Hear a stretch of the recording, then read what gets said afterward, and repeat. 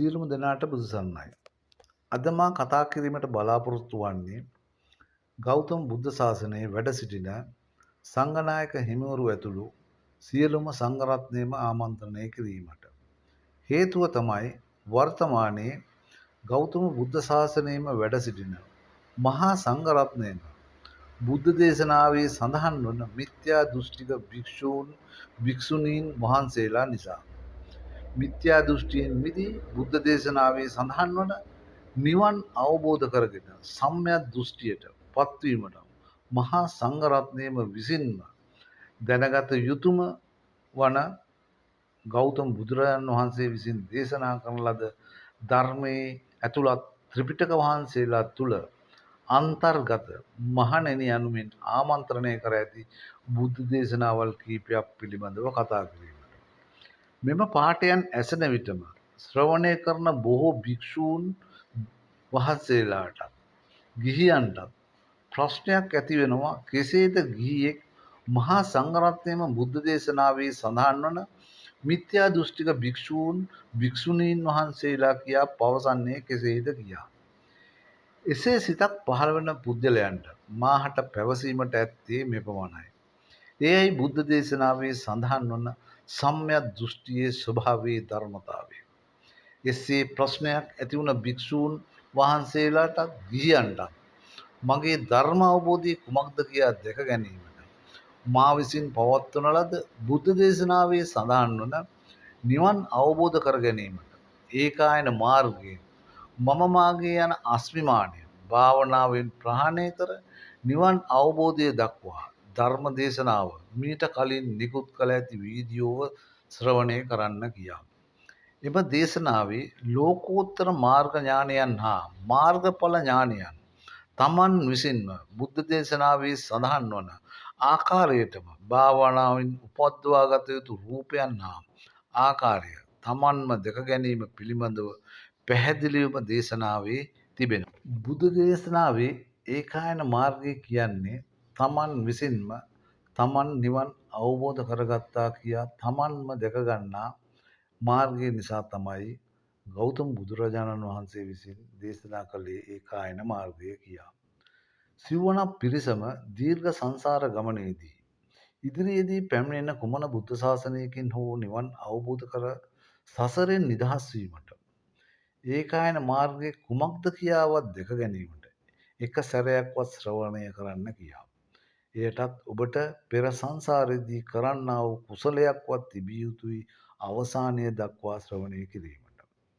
අද මා කතා කිරීමට බලාපොරොත්තු වන මාර්තුකාවේ පළමුවෙන්ම කතා කරන්නේ බුද්ධ දේශනාවේ සඳහන් වන මහණෙනි මා දේශනා කරන ලද ධර්මය ප්‍රඥාවන්තයන්ට පමණයි යනුවෙන් දේශනා කර ඇති බුද්ධ දේශනාව පිළිබඳවයි. මෙම බුද්ධ දේශනාව තුන් ලෝකයේ සිටින කිසිදු පුජ්‍යලයකුට වෙනස් කිරීමට නොහැකි ක්‍රියාවක්. එසේනම් මෙතැන් සිට පැහැදිලි කරන්නම් කුමන පුද්ගලයාටද ප්‍රඥාවන්තයා කියා බුද්ධ දේශනාවේ ඇත්තේ කියා කෙටියෙන් පැහැදිලි කිරීමක් කරන්නම්. දීර්ඝ සංසාර ගමනේදී පෙර භවයන් වලදී කරන්නා ලද කුසල් හා අකුසල් වල විපාක වශයෙන් මනුස්ස ලෝකයේ උපත් සිදුවීම ප්‍රතිසන්දි චිත්තයන් ආකාර තුනකින් සිදු වෙනවා. එයත් මෙසේ අහේතුක ප්‍රතිසන්දිතයන් වශයෙන්ද ද්විහේතුක ප්‍රතිසන්දි චිත්තයන් වශයෙන්ද ත්‍රිහේතුක ප්‍රතිසන්දි චිත්තයන් වශයෙන්ද සිදුවන අතර අලෝභ අදෝස අමෝහ යන ධර්මතාවයන් සහිතව කුසල් සිතකින් ත්‍රිහේතුක ප්‍රතිසන්දිතව උපතින්ම උපතක් ලබා ඇති පුජ්‍යලයට තමයි උපතින්ම ප්‍රඥාවන්තයෙක් කියා බුද්ධ දේශනාවේ සඳහන් වන්නේ. මෙම ප්‍රතිසන්දිත චිත්තයන් උපතින්ම උපතක් ලබා ඇති පුජ්‍යලයට පමණමයි පෙර සංසාරයේදී කරන්නා ලද කුසල් නිසා මේ භවයේදීම බුද්ධ දේශනාවේ සඳහන් වන ආචාර්යවරයා වෙත පිවිස ළඟින් ඇසුරු කර බණ භාවනාවට අවශ්‍ය ගුරු උපදේශනා රැගෙන තමන් විසින්ම නිවන් අවබෝධ කර ගැනීමට හැකියි.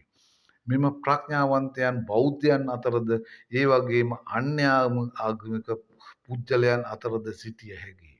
මෙතැන් සිට පැහැදිලි කරන්නම් ගෞතම බුදුරජාණන් වහන්සේම දේශනා කර තිබෙනවා තමන්ම උපතින්ම ප්‍රඥාවන්තයෙක්ද කියා තමන්ම දැකගන්නේ කෙසේද කියා. පළමුවෙන්ම බුද්ධ දේශනාවේ සඳහන් වී ඇත්තේ මෙසේ. ගෞතම බුදුරජාණන් වහන්සේ විසින් දේශනා කරන ලද චතුරාර්ය සත්‍ය ධර්මයන් ශ්‍රවණය කර සංසාර ගමන දුකක් බව සංඥාව දැනුණු පසු එම ප්‍රඥාවන්තයාට ආචාර්යවරයා වෙත පිවිස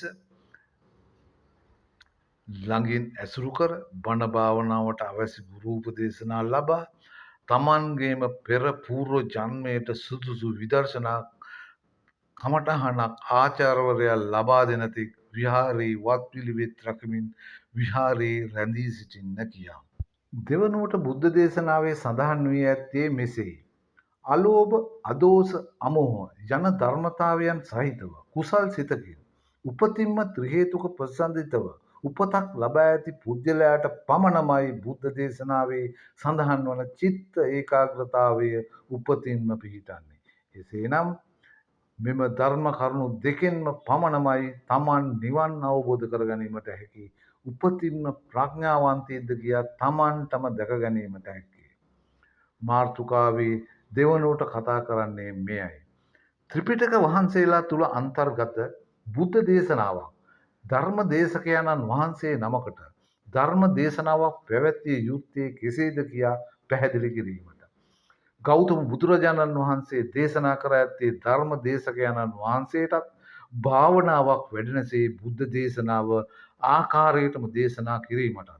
එම දේශනාව ශ්‍රවණය කරන ශ්‍රාවකයන්ට යෝනිසෝ මනසිකාරයෙන් ශ්‍රවණය කර භාවනාවක් වැඩෙනසේ දේශනාව පැවැත්වීමට.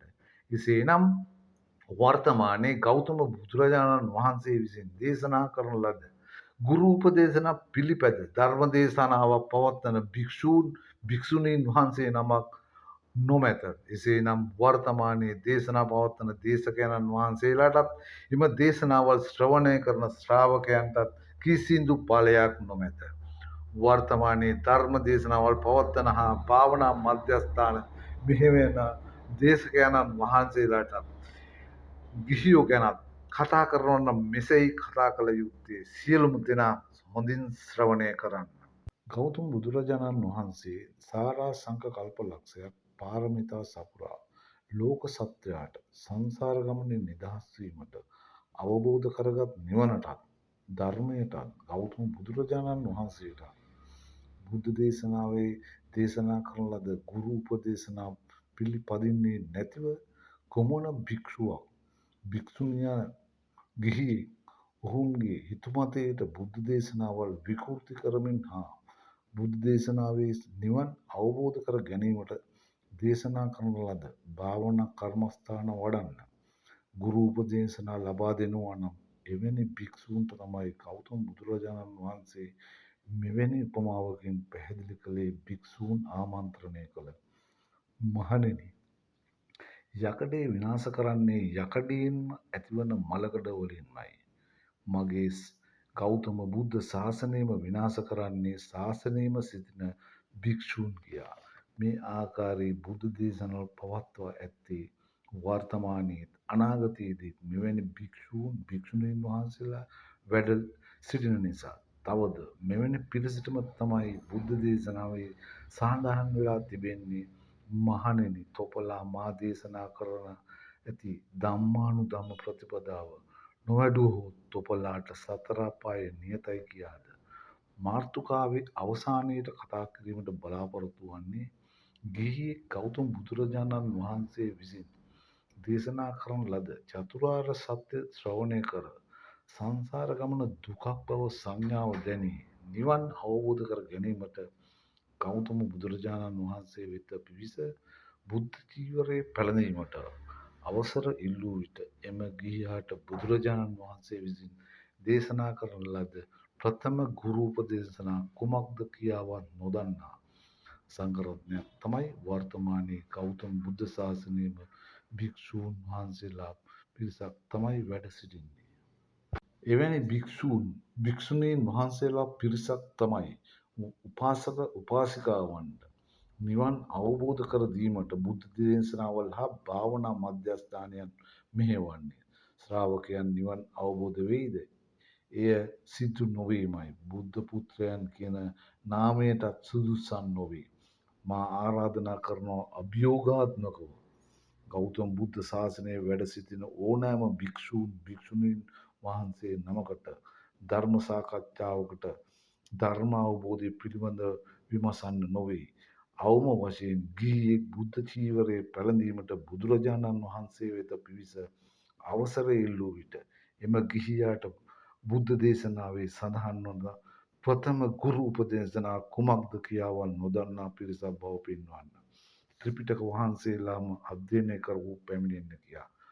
වර්තමානයේ ප්‍රසිද්ධ නාලිකාවල හා නොයෙකුත් නාලිකාවල නරඹුවොත් නිවන් අවබෝධ කරගත් ආකාරයට දේශනාවල් පවත්වන රහතන් වහන්සේලා ආකාරයට දේශනාවල් පවත්වන මිත්‍යා දෘෂ්ටික භික්ෂූන් වහන්සේලාත් භික්ෂුණීන් වහන්සේලාත් ගිහියොත් වැහි වැහැලා දේශනාවල් පවත්වනවා. උපාසකයන් උපාසිකාවන් සාදු සාදු කියා නමස්කාර කරමින් ශ්‍රවණය කරනවා. ඔවුන්ට නමස්කාර කිරීමටවත් සුදුසන් නොවේ. ඔවුන් බුද්ධ දේශනාවේ සඳහන් වන ධර්ම දේශනාවක් පවත්වන්න ලබා දී ඇති ගුරු උපදේශනා කුමක්ද කියාවත් නොදන්නා පිරිසක්. ඔවුන්ගෙන් විමසූ සද්ධානුසාරී පුජ්‍යලයා යනු බුද්ධ දේශනාවේ සඳහන් වන ධම්මානුධම්ම ප්‍රතිපදාව කුමන ස්ථානයේ දක්වා වඩන ලද පුද්ගලයෙක්ද කියා ග්‍රන්ථයක්වත් අධ්‍යයනය කර පිළිතුරු ලබා දීමට නොහැකි පිරිසක්. ගෞතම බුදුරජාණන් වහන්සේ විසින් දේශනා කරන ලද ධර්මයේ කුමන ස්ථානයකවත් දේශනා කර නොමැත. මිත්‍යා දෘෂ්ටික පුද්ගලයෝට අන් අයවලුන් සම්‍යක් දෘෂ්ටියට පත්වීමට දේශනාවක් වූ භාවනාවක් වඩන්න ගුරු උපදේශනා ලබා දීමට හැකි කියා.